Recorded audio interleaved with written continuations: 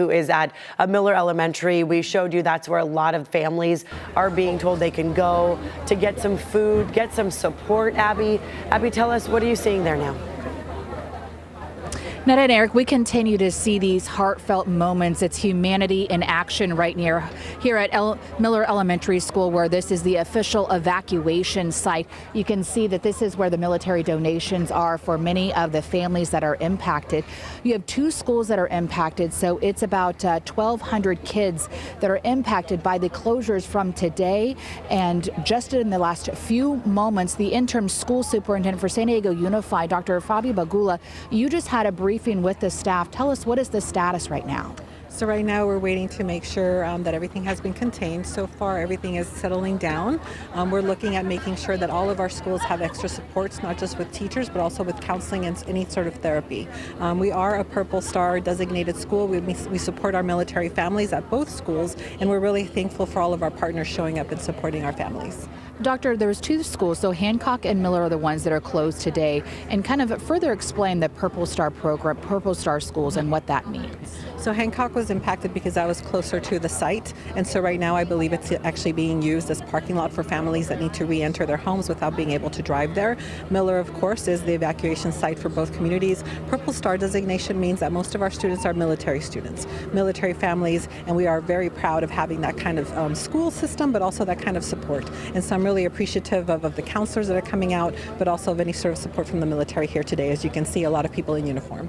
And it's not just the students impacted, but you said staff, teachers as well? Yes, we're really proud that some of our families are also our colleagues and our employees. And so we know that there's members of our staff that are also live here in the community. And so we're making sure that they're okay enough to come back to work too. And kind of talk about the counseling when you're talking about young children and being able, how to talk to them about something as traumatic as has happened today, whether you were impacted in the neighborhood or explaining to them why they can't come to school today. Actually, that was a conversation we just had with principals, which was staff is here, most of staff is here, and we encourage them to reach out to students and to say hello and to make sure that they know that things are okay, because some of the images about fires and crashes are kind of scary on TV, and we want to make sure that they know that they're okay, their school is safe, and they're going to be fine to come back to school tomorrow. And how long do you think the schools will be impacted? Because things are settling, we're actually going to communicate with families here in a couple of hours, and then also this evening to let them know whether we're reopening or not. I think it looks okay to reopen, so I'm actually leaning on that, but I want to make sure, I don't want to say that officially yet until all of the people that are experts on site are able to clear us. I mean, how beautiful is it when we see, an unfortunate tragedy like we're facing today, but you come here to Miller Elementary and you see, the donations just go up so quickly. There's no hesitation. People are here to help our families that are impacted. Yes, that's actually what I've seen from the very beginning. I mean, we started getting the news at 4:20 in the morning, and just the immediate response and the immediate, how can I help? And I'm going to show up. And so not only is there shower facilities and clothing and shoes, but people are also making sure that any animal impacted, any pet that maybe ran away because they were scared, there's also shelter here. Everyone is showing up and ready to be of support to the community, and I think you're right. That is really beautiful to see.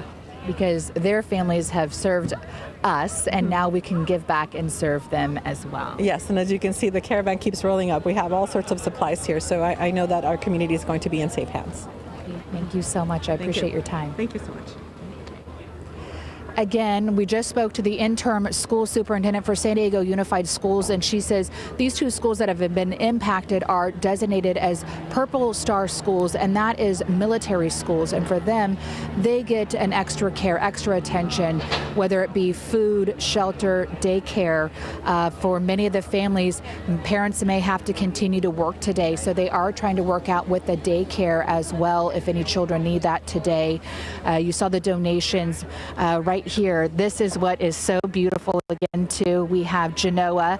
She's the San Diego Fire Department's therapy dog, and just look at this precious moment right here, because sometimes we talk about how we can talk to our kids, but it's really the therapy dogs that really help kids open up and feel that warmth and maybe that relief, that anxiety can go away just by petting a dog.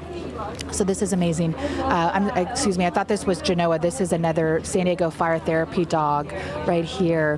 Who do we have here? This is Ruby. She's one of San Diego Fire Crisis Response Canines.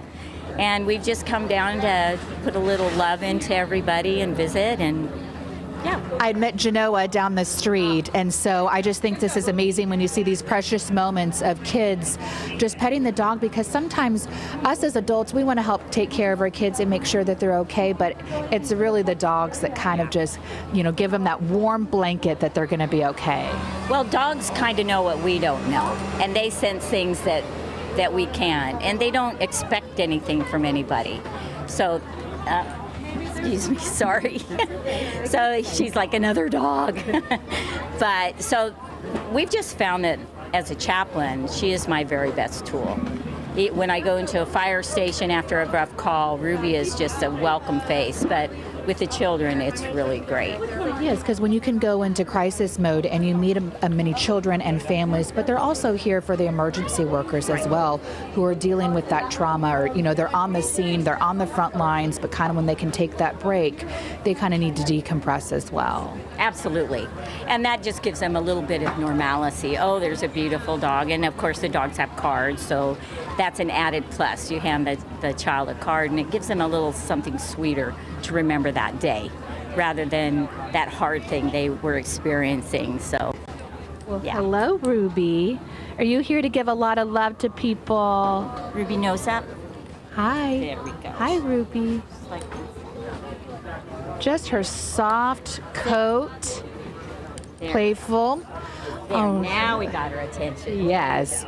Well, thank you so much, Ruby, and thank you for everything that you do. Again, this is the essence here at Miller Elementary, that during this tragedy and all the trauma that people have faced, they can come here where maybe they feel a little bit of normalcy, and as well as they can pet Ruby the therapy dog, where they can be comforted and comforted in all of that love that they just need to face right now.